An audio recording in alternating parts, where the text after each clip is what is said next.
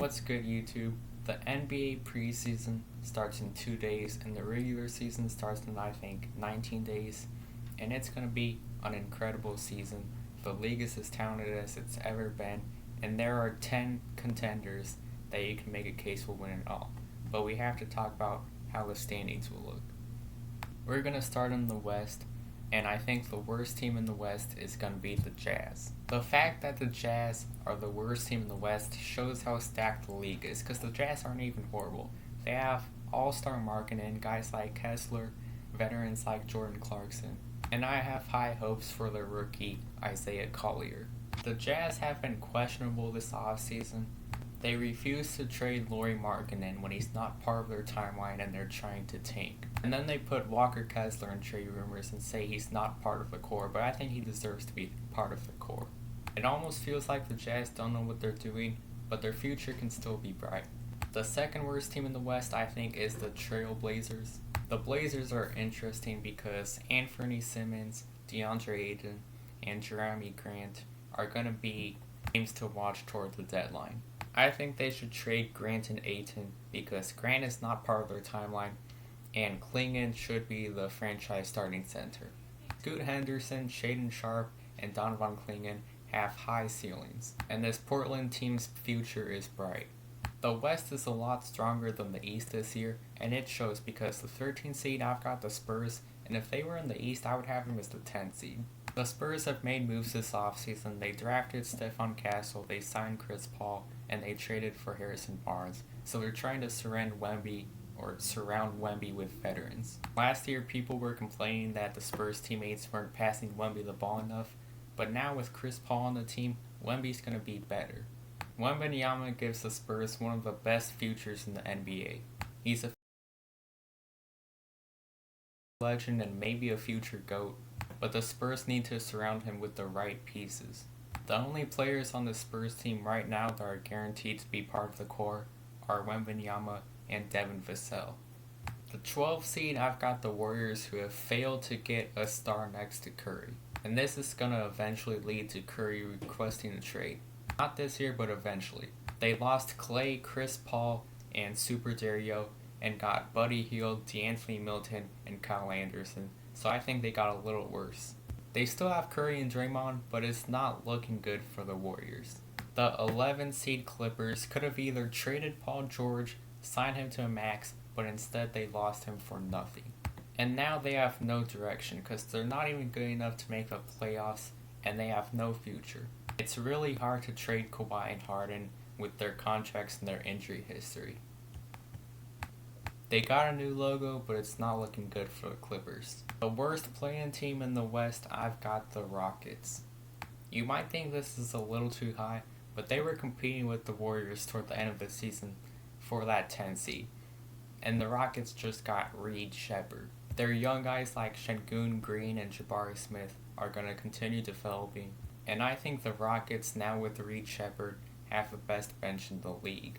The 9 seed Pelicans had one of the most interesting off seasons because everyone thought they would trade Brandon Ingram and try to find a stretch 5 or a point guard, but they didn't trade Ingram, and they traded for DeJounte Murray. That sounds great, but now they have a complete hole at the center position, and that's going to be something that they have to go get at the deadline.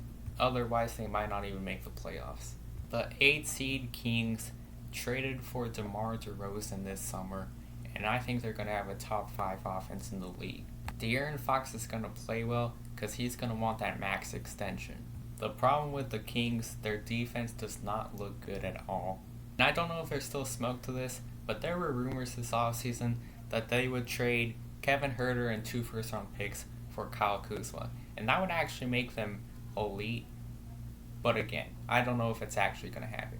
The 7th seed, I've got the Lakers, who are one trade away, but they failed to get LeBron and AD a 3rd star. Last year they lost to the Nuggets in 5, and it took 2 Jamal Murray miracle game winners. If Jamal Murray wouldn't have hit those 2, then there's a chance the Lakers would have been up 3-2. So the Lakers are in better shape than people want to think, but it doesn't feel like they're good enough to win a championship. They did make moves like JJ Redick is an upgrade over Darvin Ham pretty easily, and Dalton Knecht is the steal of the draft.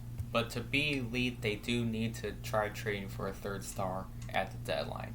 The sixth seed, I've got the Suns. Two of the biggest problems with the Suns last year was they didn't have a true point guard and their bench was bad. They replaced Eric Gordon, Royce O'Neal, and Drew Eubanks for Tyus Jones, Royce O'Neal, and Mason Plumlee, so their bench got better. And the asset that no one cares about is Bol Bol. When Bol Bol was played, he showed a lot of flashes last year, but Frank Vogel refused to play him, and that's one of the reasons he got fired. If Bol Bol gets consistent minutes, he will be reliable. He'll provide some shot blocking, some size, and he's able to stretch the floor out. They had no true point guard last year, and now they have a point guard rotation of Tyus Jones and Monte Morris. Defense is still for sure a problem, but they are in better shape than they were last year. The sixth seed, I've got the Nuggets. They lost KCP, but they got Westbrook and signed Saric. And they also lost Reggie Jackson. I think that was in a trade. Russell Westbrook gets a lot of hate, but he's easily an upgrade over Reggie Jackson, and Jokic has one of the best IQs of all time.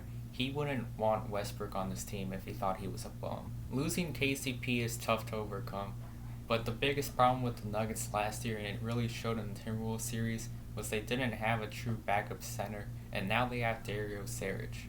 I don't think the Nuggets got much worse, but the West is so much more stacked, so they went from a 2 seed to a 5 seed. The 4 seed, I've got the Grizzlies, and people like to forget how good they were when Ja was healthy, but they were good. The Grizzlies are going to be interesting to watch because I'm not sure if Ja is like a top 20 player or a top 10 player or a MVP candidate, but Ja Morant, Jaren Jackson, and Desmond Bane is a true big three. Zach Edey, even though he's a rookie, he's an old rookie, and I think he's going to be reliable. I think he's going to be backup rookie of the year. And also, people forget that they upgraded Dylan Brooks for Marcus Smart a couple years ago. The Grizzlies are in really good shape. It all depends on how good Ja Morant actually is. The 3 seed, I've got the Timberwolves. They lost Kyle Anderson, but they unexpectedly drafted Robert Dillingham. Anthony Edwards was awesome in the playoffs last year. He's going to keep being better. He's going to be a future all-time great. He might be a current top 10 player in the league. Recently, they unexpectedly traded Karl-Anthony Towns for Julius Randle and Dante DiVincenzo. I made a video on that trade, and I said that I thought the Timberwolves won, but not by a wide margin. I don't think either team got much worse or better. The Timberwolves gained some depth, but I can see how they lost some floor spacing. Julius Randle is not a great three-point shooter, so I'm not high on his spacing with Gobert. But the Timberwolves are one of the biggest contenders in the league. The 2 seed, I've got the Mavericks, who I think have the second best offense in the league. They lost Derrick Jones Jr. and Josh Green and got Klay Thompson and Najee Marshall. Their defense does not look great. It's probably going to be in the 11 to 15 range in the league. Their defense does not look great, but people are overlooking how good their offense looks. You want to surround Luka and Kyrie with lob threats and corner shooters, and that's exactly what they got. Daniel Gafford and Derek Lively are big lob threats, and Klay Thompson and others are good corner shooters. Klay Thompson has been catching passes from Steph Curry his whole career, and he's known as the best catch-and-shoot three-point shooter of all time. So imagine how good he could be if he's catching passes from Luka Doncic. I know he's a little out of his prime, but still. Even though their defense doesn't look great, they have some good rim protection. The 1 seed in the West, I've got the OKC Thunder. They were the 1 seed last year, and they got better. They traded Josh Giddey for Alex Caruso, who is an upgrade and a better fit.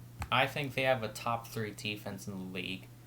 Imagine trying to dribble up court, and you have to get past Alex Caruso, Shea, Lou Dort, and Cason Wallace. And they also have rim protectors like Holmgren and Hardenstein. By the way, they signed Hardenstein, and it seems like they're going to start the season starting Holmgren in center like they were doing last year, but eventually they'll learn that starting Hardenstein at center is the right thing to do. They were a bad rebounding team last year, and Hardenstein fills that hole. If OKC did not win a championship in the next 5 years, that would be an absolute failure because their big three, Shea, J-Dub, and Holmgren, is still young and developing, and they still have one of the most draft picks in the league. So now to the East, who has the worst team in the league, the Brooklyn Nets. They traded Mikal Bridges for five first round picks and now are officially rebuilding. The Brooklyn Nets are going to be the favorites to draft Cooper Flagg, and Cooper Flagg can immediately give them direction. The 14th seed, I've got the Raptors, and you might think this is a little too low, but the other rebuilding teams like the Bulls, Pistons, and Wizards all improved while the Raptors didn't. And the Raptors didn't even have a first round pick this past draft. Next season will be their first season of their full rebuild after trading Pascal Siakam. The 13th seed, I've got the Bulls, who are finally trying to start rebuilding, but Zach LaVine is one of the hardest guys in the league to trade, and they might end up never trading him. The 12th seed, for now, I have the Wizards because they still have Kyle Kuzma, but he could get traded. He could be one of the biggest names at the deadline. But the roster they have currently is a 12th seed. The 11th seed, I've got the Pistons. They have a lot of young talent like Cade Cunningham, Jalen Duren, and Jaden Ivey who are going to keep developing. They signed a lot of veterans like Tobias Harris. They won't be far from the play-in, but they still just aren't good enough. The 10th seed, I've got the Hornets, but LaMelo needs to stay healthy. If he stays healthy, then they are good enough to make the play-in. LaMelo and Brandon Miller have high ceilings, all-time great ceilings, and Miles Bridges is also nice at basketball, not anything else. And the Hornets have a good future. The 9th seed, I've got the Hawks, who traded DeJounte Murray for Dyson Daniels, a couple first-round picks, and something else. Trae Young might be one of the biggest names at the deadline, but he's super hard to trade with his contract. The 8th seed, I've got the Miami Heat, but Pat Riley has failed to get the Miami Heat a third star, and it feels like the Heat are one trade away. But until they make that trade, they're just not going to be competitive enough. The 7th seed, I've got the Cavs, who've extended Donovan Mitchell this offseason. They needed to make a couple moves, and they didn't. And they still have guys like Darius Garland and Evan Mobley who can take jumps.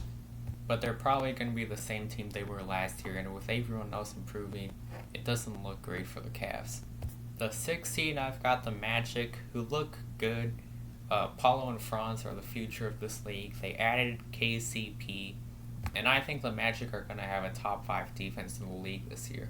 Paulo and Franz are still young, but when they hit their primes, the Magic are going to be a good contender. But for now, I think they're just a 6th seed. The 5 seed Pacers, I think, have the best offense in the league because they had the best offense last year statistically, and that was with Mathurin only playing half the season and Pascal Siakam only being on the team for the second half of the season. So if they are all together and healthy for a full year, imagine how good their offense will be. Tyrese Halliburton's going to keep getting better, but I think he's the best passer in the league. The 4th seed, I've got the 76ers, who are one of the 10 elite contenders in the league after signing Paul George. Joel Embiid, Paul George, and Tyrese Maxey is the best big three in the league. The reason I have them as the 4th seed is because they're going to have to gain the chemistry, and also Paul George and Joel Embiid are going to have injury concerns. The 3 seed, I've got the Bucks, and people need to stop forgetting how good this team is. I keep seeing the take that the Bucks aren't good enough to win a championship, but that's not true. They are one of the elite contenders. Last year, they made a coaching change in the middle of the season, and it was Damian Lillard's first year. Now that they all kind of have the chemistry, they're going to be what we expected. They also upgraded Malik Beasley with Gary Trent. The 2 seed, I've got the Knicks, and Knicks fans had mixed feelings when they traded for Mikal Bridges because they thought 5 first-round picks was an overpay. And yeah, that's an overpay, but you're not worried about the future, you're worried about winning right now. And Mikal Bridges already has chemistry with guys like Brunson and Josh Hart. And the Knicks now have a top 3 defense in the league. They made another questionable trade, trading Randall and DiVincenzo for Karl Anthony Towns. I can see the vision and why they made the trade because Randall was going to be expected to play some center minutes And now with Cat instead of Randall, you don't have to worry about him being a liability at center. Cat might actually be better at playing center. But Dante DiVincenzo was one of the Nova Knicks, and getting rid of him is going to tank their chemistry. So I think they're going to regret making that trade. And the best team in the league, the 1 seed in the East, the Boston Celtics, who won the championship last year and returned their entire team. And the Celtics are good enough and can easily repeat, but it's not going to be as easy as it was last year. Last year's run in the playoffs was dominant, but that's because it was an easy run. Now the league is more stacked, so it's not going to be as easy. And the Knicks are a very interesting matchup for the Celtics. You have Mikal Bridges and OG Anunoby guarding Jaylen Brown and Jason Tatum, and you have Jrue Holiday guarding Jalen Brunson, and you have 2 of the best rebounding guards in the league, Josh Hart and Derek White, and you have 2 of the best shooting big men in the league, Kristaps Porzingis and Karl-Anthony Towns. And the Knicks did that on purpose. They purposely built their team to be a weird matchup for the Celtics. If I had to call it right now and say which team will win the finals, I would probably say the Celtics. But it's wide open for everyone right now. So those are my standings predictions. You might like them, you might hate them, but they're mine. Let me know what you would change. The basketball season is almost here. We're hyped. So see you next time.